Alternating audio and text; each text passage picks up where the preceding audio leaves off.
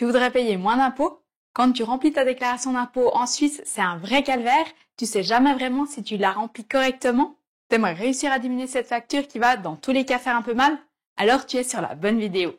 Aujourd'hui, je vais revoir pas à pas avec toi toutes les déductions possibles pour ta déclaration d'impôt. Que tu sois étudiant, salarié, parent ou encore propriétaire, tu trouveras des informations te concernant. Et c'est tout de suite après le générique.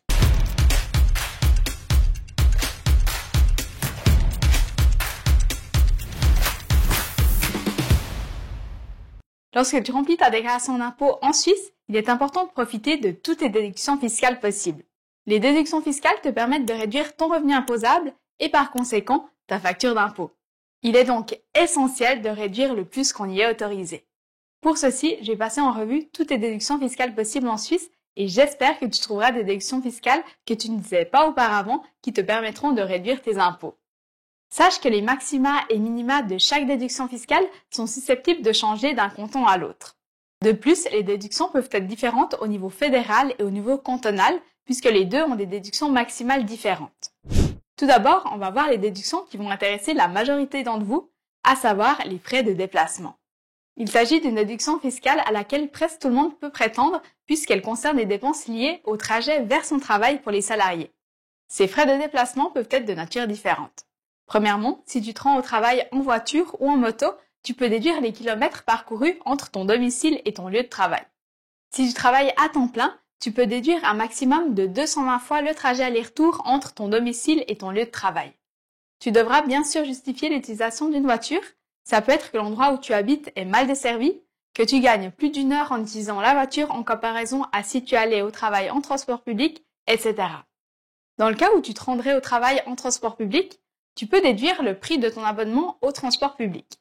Note bien que le service des contributions reconnaîtra uniquement les frais les plus bas, dans le sens où si tu habites à 15 minutes de ton lieu de travail, ou plus, et que le prix de l'abonnement de zone est moins cher que l'abonnement général, c'est cet abonnement de zone qui sera pris en compte. Et ce, même si tu avais pris l'abonnement général. Enfin, tu peux également déduire un forfait pour ton vélo ou motocycle avec plaque jaune si tu te rends au travail avec ce moyen de locomotion. À noter que la plupart des cantons acceptent de déduire à la fois les transports publics et les vélos si tu fais les deux.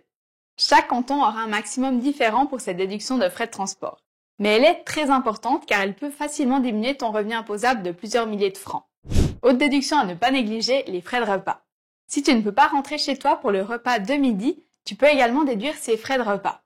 Ça peut par exemple être le cas lorsque la distance entre le lieu de travail et le domicile est importante, les horaires sont irréguliers, la pause de midi est trop courte ou les liaisons avec les moyens de transport sont mauvaises. Pour les cantons de Fribourg et Neuchâtel, la déduction s'élève à 15 francs pour chaque repas de midi, mais à 3200 francs par an au maximum. Et si tu as accès à une cantine à prix réduit ou si ton employeur contribue à tes repas, tu ne pourras déduire que 7,50 francs par repas. À noter qu'il y a un plafond au niveau fédéral et cantonal pour cette déduction de frais de repas. Mais c'est une déduction à ne pas négliger car elle permet également de déduire plusieurs milliers de francs à ton revenu imposable. Note bien la petite astuce. Si tu as un travail à temps partiel, il est tout à fait possible de ventiler ton 60-80% sur 5 jours et de ce fait déduire 5 repas par semaine au lieu de seulement 3 ou 4.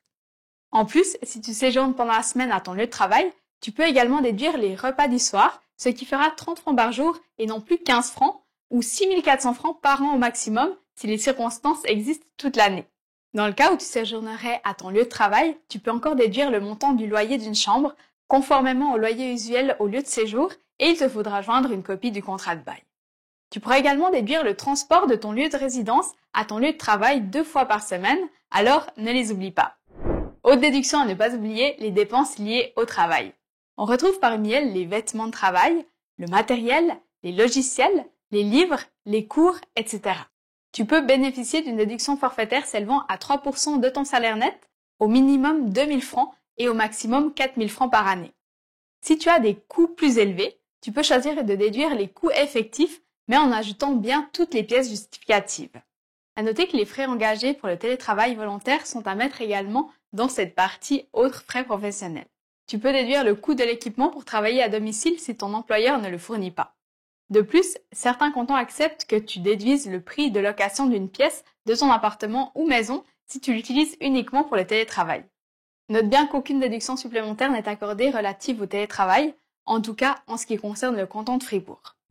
Dans le cas où tu aurais une activité salariée accessoire, par exemple, tu vas travailler dans un restaurant les week-ends, en plus de ton activité principale, tu peux déduire comme frais professionnels 20% du revenu accessoire net, au minimum 800 francs, mais au maximum le montant du revenu accessoire net s'il est inférieur à 800 francs, et au maximum 2400 francs par année.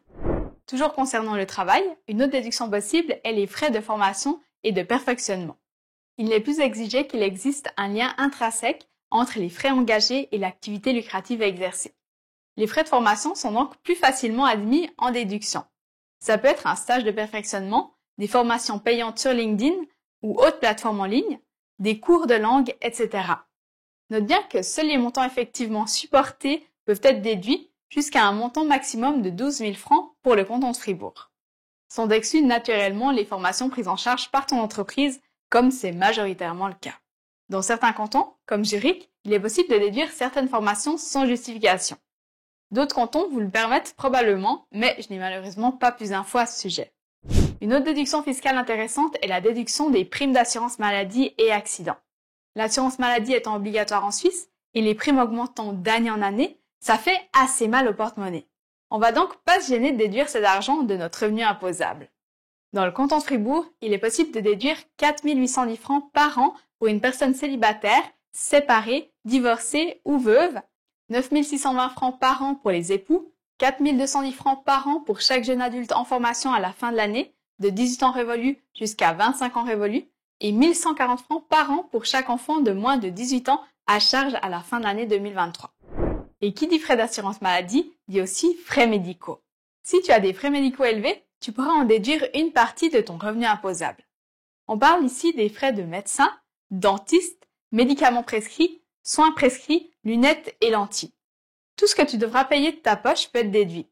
Mais note bien que dans la plupart des cantons, tu ne peux déduire que les dépenses supérieures aux 5% de ton revenu net.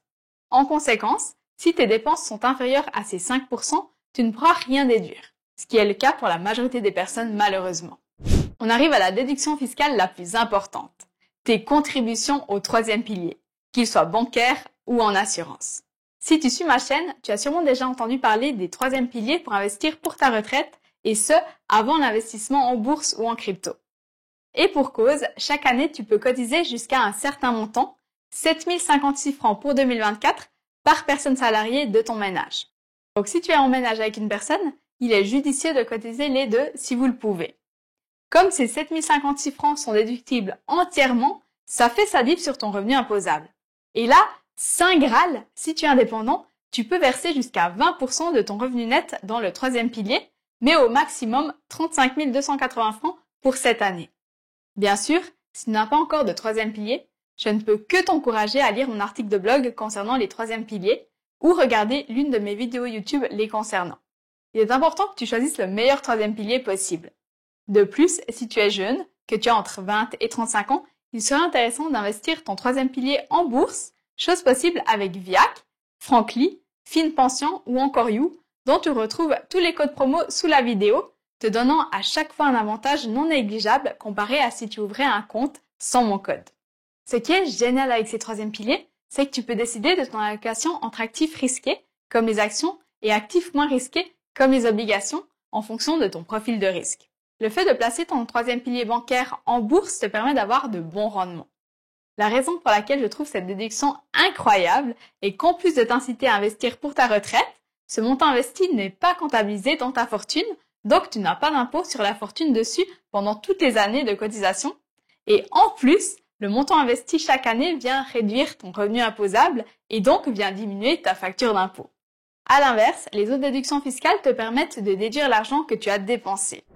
Ensuite, dans certains cantons, comme Genève et Fribourg, il est possible de déduire tes cotisations au troisième pilier B.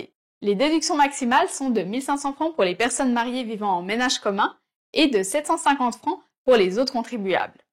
Personnellement, je n'ai pas de troisième pilier B, mais si tu veux savoir si dans ton cas c'est intéressant d'en avoir un, n'hésite pas à regarder avec des conseillers financiers indépendants comme Oxy, dont tu retrouves les contacts en dessous de la vidéo. N'hésite pas à leur dire que tu as entendu parler d'eux dans ma vidéo, ça pourra potentiellement te faire bénéficier d'économies supplémentaires. Maintenant qu'on a abordé le troisième pilier, on va aborder le deuxième pilier. Car oui, tu peux aussi bénéficier d'une déduction fiscale pour l'argent que tu verses volontairement dans le deuxième pilier. Ici, je te parle naturellement d'une contribution supplémentaire au deuxième pilier. Contrairement au troisième pilier, dont le montant maximum est fixé par la Confédération, le montant que tu peux verser au deuxième pilier dépend de ton historique de cotisation à celui-ci. Pour le connaître, il te suffit de demander au prestataire du deuxième pilier le montant que tu peux verser. Il peut s'agir d'un montant important et si tu décides de faire ce qu'on appelle un rachat de deuxième pilier, donc un versement supplémentaire au deuxième pilier pour combler tes lacunes de cotisation, ça te permettra de bénéficier d'énormes déductions fiscales. Mais il faut bien réfléchir avant de faire ce rachat. Il est intéressant uniquement si tu as un bon deuxième pilier avec de bons rendements. Si tu as un rendement de 1 à 2%, je laisserai tomber et j'investirai plutôt mes billes dans un troisième pilier et sur des ETF avec les plateformes You ou Swissquote, me donnant un rendement annuel de 8 à 10%. Tu dois également t'assurer que tu pourras bénéficier d'une déduction fiscale.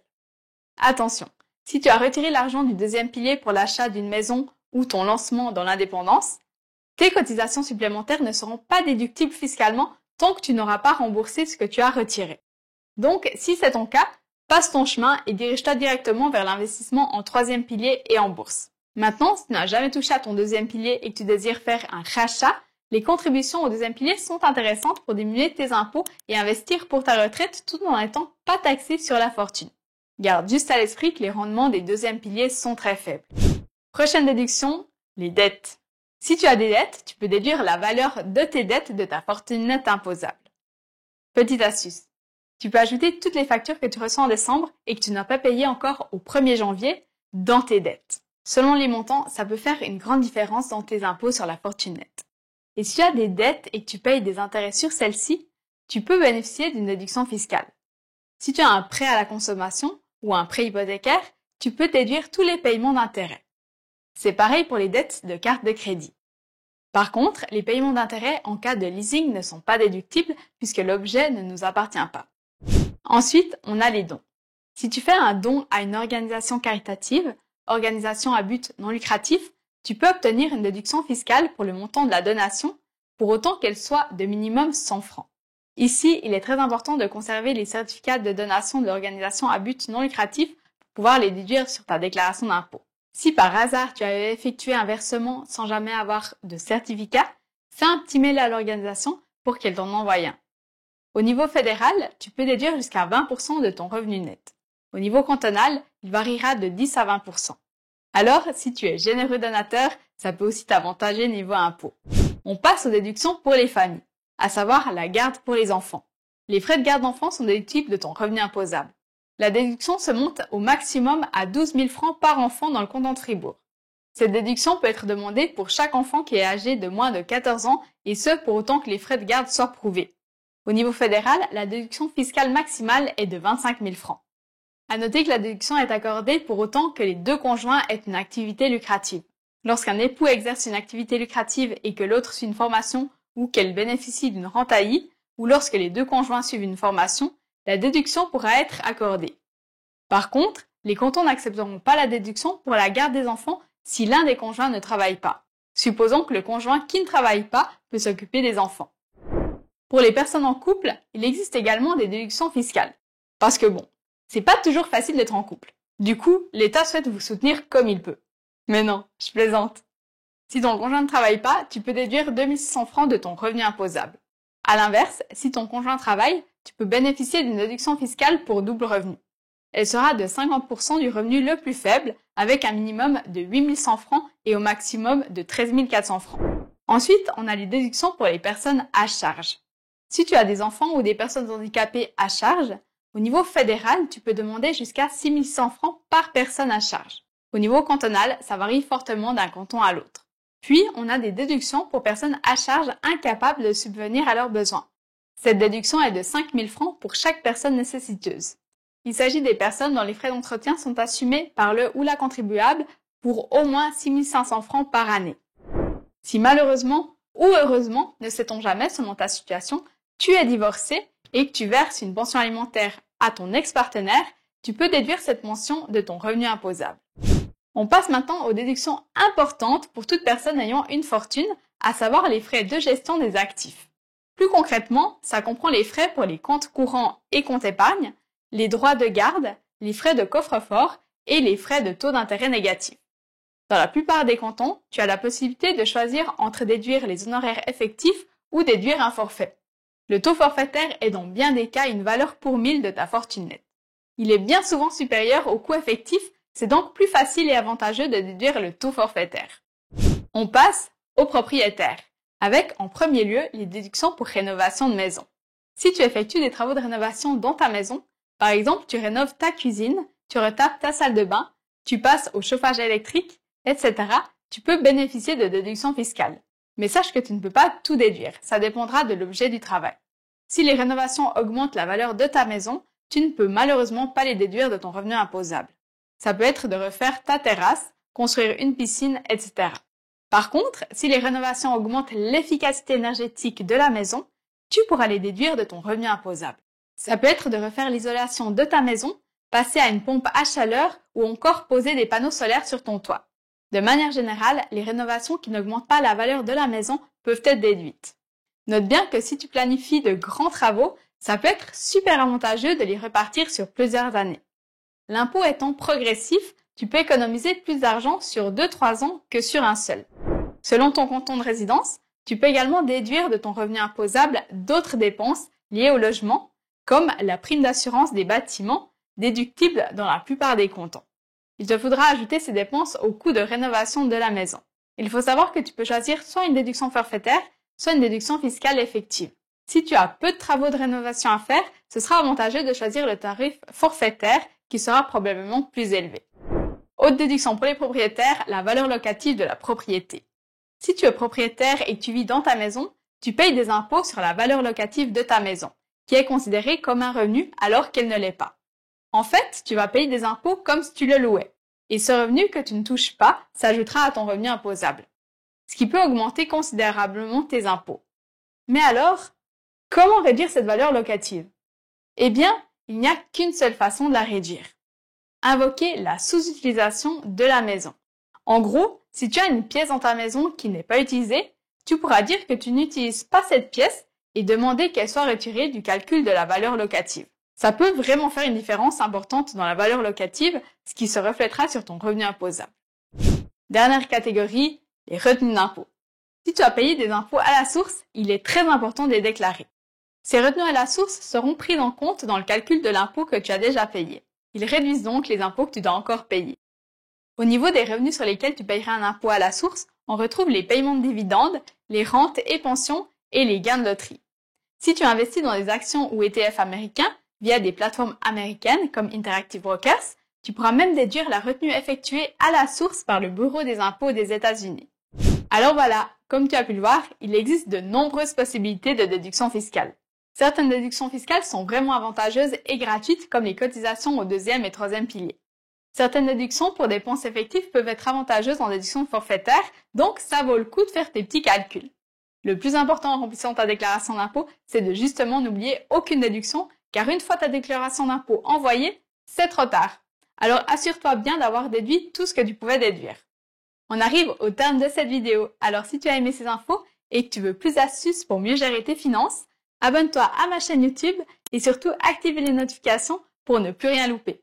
Si tu as aimé cette vidéo, mets-moi aussi un petit like, ça me fera super plaisir. Et si tu as des questions ou commentaires, mets-les-moi en commentaire, j'y répondrai avec grand plaisir.